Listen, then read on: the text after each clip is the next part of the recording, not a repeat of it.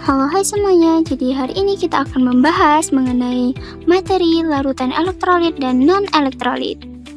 Saat hujan deras turun, pernahkah kamu memikirkan apa yang ada di dalam air banjir? Airnya mungkin terlihat seperti air biasa. Tapi tahukah kamu bahwa air banjir mengandung banyak zat yang terlarut di dalamnya? Berbeda dengan air bersih, air banjir bisa mengantarkan listrik karena mengandung ion-ion dari kotoran, garam, dan zat lainnya. Jadi, kenapa larutan bisa mengantarkan listrik dan yang lainnya tidak? Yuk kita cari tahu. Oke, jadi yang pertama kita harus tahu dulu nih, apa sih pengertian dari larutan? Jadi, larutan adalah campuran yang bersifat homogen yang terdiri dari dua zat atau lebih. Berdasarkan daya hantar listriknya, larutan ini dibagi menjadi dua, yaitu larutan elektrolit dan larutan non-elektrolit. Jadi, yang pertama adalah larutan elektrolit. Larutan elektrolit adalah larutan yang dapat membentuk ion-ion di dalamnya, sehingga larutan tersebut dapat menghantarkan listrik. Oke, yang kedua adalah larutan non-elektrolit. Dari namanya saja sudah non-elektrolit, berarti larutan ini tidak dapat menghantarkan listrik karena larutan ini tidak dapat membentuk ion-ion di dalamnya. Itulah penyebab kenapa dia tidak bisa menghantarkan listrik. Pada percobaan, ciri dari larutan elektrolit ini adalah dapat menyalakan lampu dan juga terdapat gelembung gas di elektrodanya. Jadi, contoh dari larutan elektrolit ini yaitu larutan NaOH, larutan HCl, dan sebagainya. Dan juga larutan elektrolit ini bisa kita temui di kehidupan sehari-hari loh. Contohnya seperti garam dapur atau NaCl, terus air aki atau H2SO4, dan juga asam cuka atau CH3COOH. Adapun ciri dari larutan non-elektrolit ini pada percobaan yaitu yang pertama tidak dapat menyalakan lampu, dan yang kedua biasanya tidak ada gelembung gas di sekitar elektroda. Contoh dari larutan non-elektrolit ini bisa kita temui juga di kehidupan sehari-hari.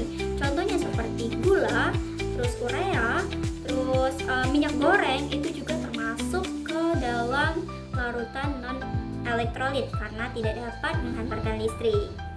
Larutan elektrolit ini juga dibagi menjadi dua, yaitu yang pertama larutan elektrolit kuat dan yang kedua adalah larutan elektrolit lemah.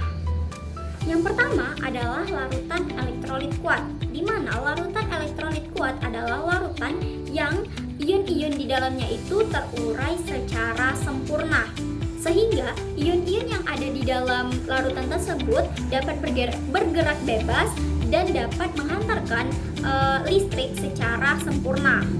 Ciri dari larutan elektrolit kuat pada percobaan ini biasanya nyala lampu yang dihasilkan itu sangat terang.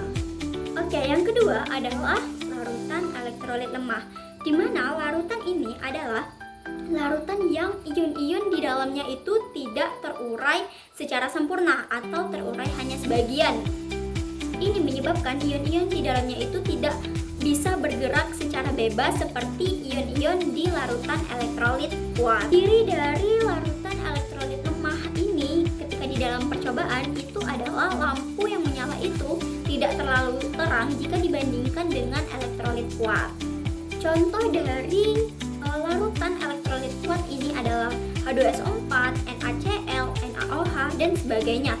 Sedangkan contoh dari larutan elektrolit lemah adalah CH3COH, amonium hidroksida, dan hidrogen sianida. Untuk mengukur kepahaman kita atas materi tadi, mari kita bersama-sama untuk mengerjakan soal berikut. Jawaban dari pertanyaan pertama adalah A.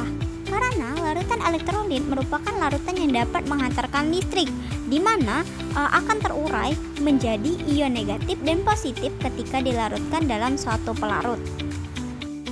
Jawaban dari pertanyaan kedua adalah C. Air garam dapur. Tadi sudah dijelaskan bahwa NaCl merupakan larutan elektrolit, lebih tepatnya adalah larutan elektrolit kuat. Jawaban dari pertanyaan ketiga adalah B. Urea dan gula.